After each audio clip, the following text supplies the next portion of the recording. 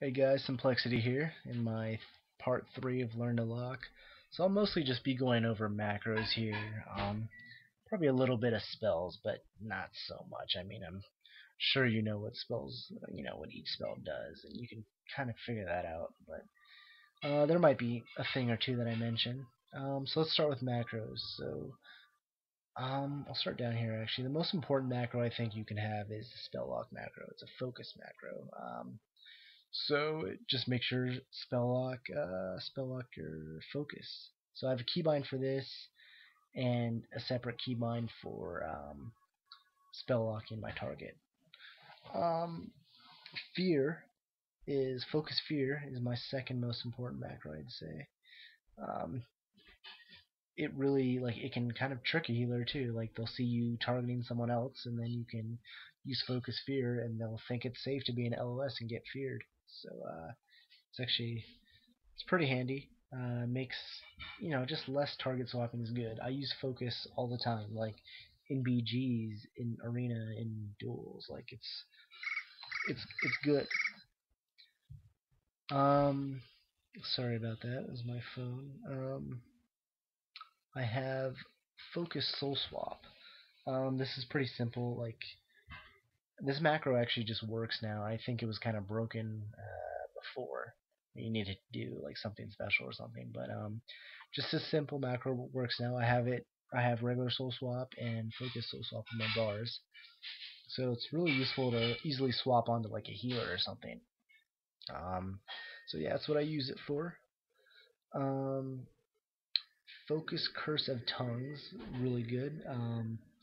Often you'll have a caster on focus, so you want tongues is always a good curse to put on pretty much any caster. So um, yeah, it's just makes it easy, less target switching. Again, I have a Fel Flame mouseover macro just to kind of knock totems. Let me kind of show you how this works. Just bam, pretty easy, right? So that's cool. Um, I have a focus death coil macro. I know it's a lot of focus macros, but yeah, I mean focus is really important if you haven't realized that. It's I use this honestly more often than regular death coil. It's like before I made this macro, I used to never really use death coil as a CC, like as a CC chain, but it's actually really good in that way. So yeah, I recommend getting this macro, and it's really good. Like it, I mean, I've won a lot of games with just this macro. I have a Devour Magic macro since you can't put Devour Magic on autocast anymore. So yeah, I mean, just helps me purge a little bit. Um, I have Focus Corruption and Focus UA on this macro. Just by the way, if you want to like look at these macros, just kind of pause the video, full screen or whatever, to write it down or something. Um, if I'm not lazy, I'll put some links up in the description.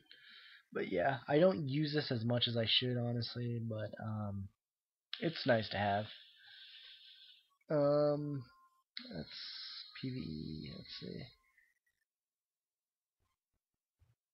Alright, so I have a haunt macro here that uses my engineering gloves, demon soul. I'm really bad about using demon soul. If you don't use it as often as you think you should, I mean, I just recommend it. Macroing it into haunt. Like if you're gonna haunt, then you're obviously gonna be doing a fair bit of damage. So yeah.